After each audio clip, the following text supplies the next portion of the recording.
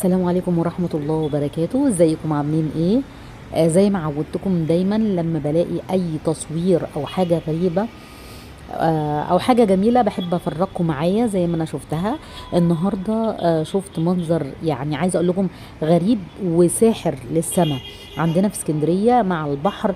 لا، اول مرة اشوف السماء لونها احمر كده ساعة الغروب. انا مش عارفة الفيديو ده هيوصل لكم امتى، بس ايا كان في الوقت اللي وصل لكم بالليل او بالنهار فده كان ساعة الغروب في سماء اسكندرية.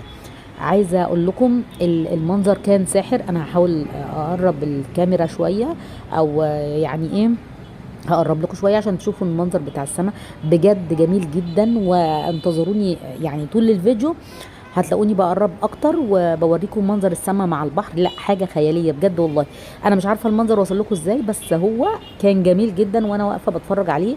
لا، كان خيال واكتر من خيال.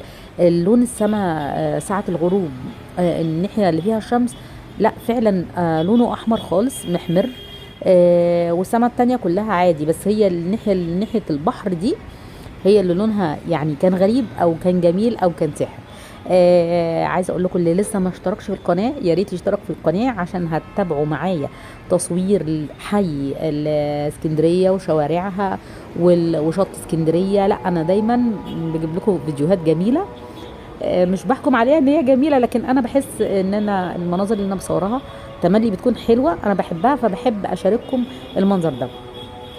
واخدين بالكم هنا المراكب موجودة، ومع المراكب منظر الغروب ومنظر السماء بجد. طب ايه رأيكم؟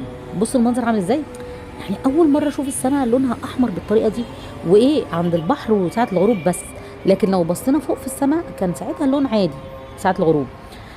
عايزه اقول لكم المكان ده الشواطئ فيه اتاكلت، يعني خلاص ما فيش شاطئ فيه. عايزه اقول لكم ان كان يعني لغايه قرب المركب اللي انتم شايفينها دي الصغيره دي كان في شط. الكلام ده من نقدر نقول مثلا من 10 سنين ولا حاجه. دلوقتي خلاص كل ده اتاكل، ما بقاش فيه الا طريق العربيات. حصل تآكل للشواطئ كلها في اسكندريه. بس انا شايفه ان هم بيعالجوا الموضوع ده. شفت يعني حاطين بلوكات كبيره، بلوكات اللي هي بلوكات الاسمنت والزلط دي في اماكن كتيره على الشواطئ. بتبقى عامله زي قوس كده يمين وشمال، يعني كل مكان بيقربوا كده المكان يمين وشمال بيحطوا الحاجات دي عشان خاطر غالبا ايه يعني بتمنع التآكل شويه والبحر يرجع لورا. ايه رأيكم بقى؟ سيبكم بقى من التآكل والكلام ده. ايه رأيكم استمتعوا بالصورة دي بجد. انا عايزة انزل اصور لكم برضه الغروب من قريب، من قريب اكتر من كده. وانا دلوقتي جبت لكم كذا صورة عشان تشوفوا المنظر كان جميل وساحر ازاي. مهما اوصف لكم يعني مش هتتخيلوا اللي انا كنت شفته يعني. انا عملت كام لقطة كده. لا، جميلة جدا.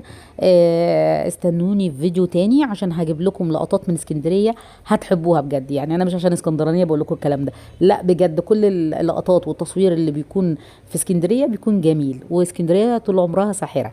ما تنسوش اللايك والشير.